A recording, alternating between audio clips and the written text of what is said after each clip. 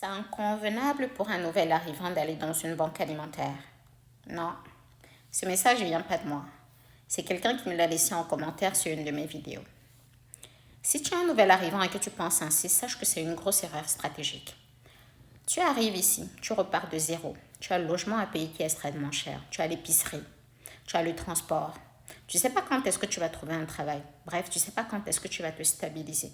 L'État, qui connaît les réalités des immigrants, a mis sur pied plein d'aides pour pouvoir t'aider à te stabiliser ici au Canada. Donc, si toi, tu décides, OK, moi j'ai ma dignité, je ne vais pas le prendre.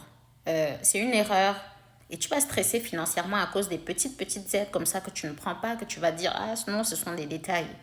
Imagine, par rapport à la taille de ta famille, si ta banque alimentaire représente 400$, en 5 mois, ça fait 2000$, sensiblement un mois de loyer si tu es dans l'Ontario. Est-ce que tu comprends? Donc, si tu as des moyens pour t'éviter le stress inutile, il faut les utiliser. Il ne faut pas te dire que non, par orgueil, non. Si tu es quitté de ton pays, tu es venu ici pour reprendre à zéro et avancer. Donne-toi les moyens d'avancer. Appelle le 211, tu demandes quelle est la banque alimentaire qui est proche de chez toi. Ce qui est inconvenable, c'est pas d'aller dans une banque alimentaire, c'est de juger sans comprendre. Sur cette page, c'est pas de stress financier au Canada. À très bientôt pour une prochaine vidéo.